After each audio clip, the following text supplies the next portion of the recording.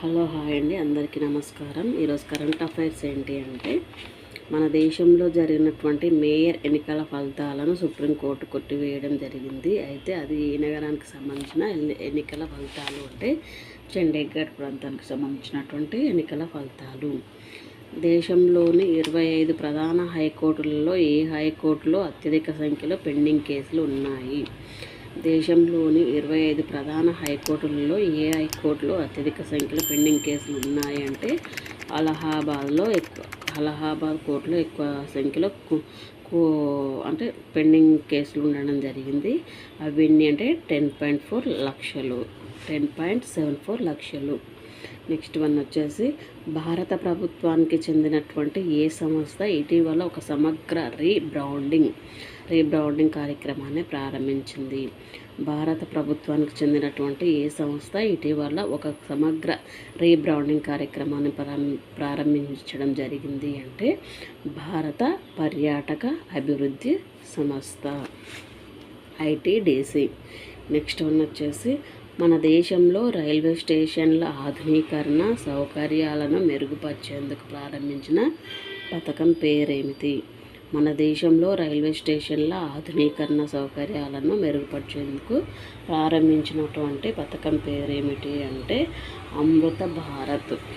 Next one వచ్చేసి, కొత్త ఫాస్టాగ్లను జారీ చేసేందుకు ఎన్ని బ్యాంకులకు అధికారికంగా అనుమతి ఇవ్వడం జరిగింది? కొత్త ఫాస్టాగ్లను జారీ చేసేందుకు ఎన్ని బ్యాంకులకు అధికారికంగా అనుమతి ఇవ్వడం జరిగింది అంటే 32 బ్యాంకులకు అనుమతి ఇవ్వడం జరిగింది. నెక్స్ట్ వన్ వచ్చేసి, ప్రపంచంలో ఏ దేశంలో ఇటీవల కొంతకాలంగా మూకుమ్మడి కిడ్నాపింగ్లు జరుగుతున్నాయి అంటే నైజీరియాలో ఎక్కువ కిడ్నాప్లు జరగడం జరుగుతుంది. నెక్స్ట్ వన్ వచ్చేసి, జపాన్లో తయారైనటువంటి డెంగ్యూ వ్యాక్సిన్ త్వరలో భారత్కు రానుంది. దాని పేరు ఏమిటి? జపాన్లో తయారైనటువంటి డెంగ్యూ వ్యాక్సిన్ త్వరలో భారత్కు రానుంది. దాని పేరు ఏమిటి అంటే క్యూడెంగా అనే వ్యాక్సిన్ మన ఇండియాకు డెంగ్యూ కోసం తయారైనటువంటిది. ఇది మన ఇండియాకు త్వరలో రానున్నది. నెక్స్ట్ వన్ వచ్చేసి, మైక్రోసాఫ్ట్ ఓపెన్ ఏఐ సంస్థల సమన్వయం ద్వారా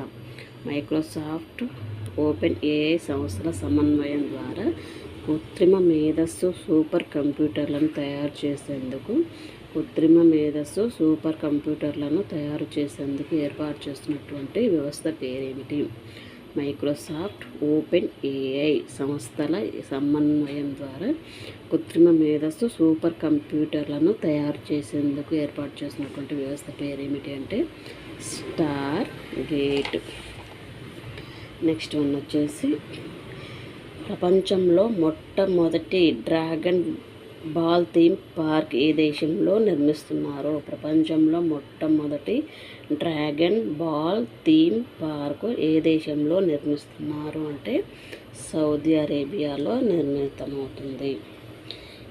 నెక్స్ట్ వన్ వచ్చేసి, ఏ దేశానికి చెందినటువంటి అణు విద్యుత్ కమిషన్ ప్రపంచంలో అత్యంత శక్తివంతమైన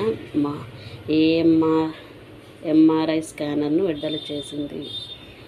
ఏ దేశానికి చెందినటువంటి అణు విద్యుత్ కమిషన్ ప్రపంచంలో అత్యంత శక్తివంతమైనటువంటి MRI స్కానర్ను విడుదల చేసింది అంటే ఫ్రాన్స్ దేశం విడుదల చేయడం జరిగింది.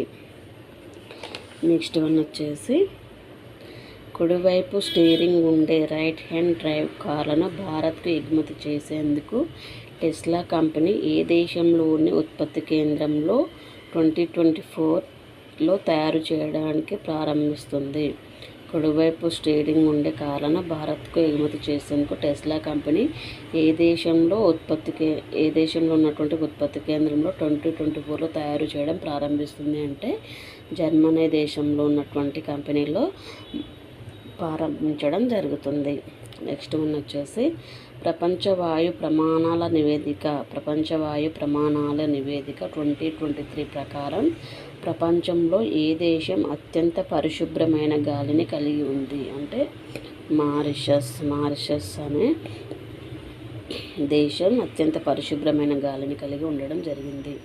ఇదండి ఈరోజు కరెంట్ అఫైర్స్. ప్లీజ్ షేర్ చేయండి, లైక్ చేయండి, ఛానల్ని సబ్స్క్రైబ్ చేసుకోండి.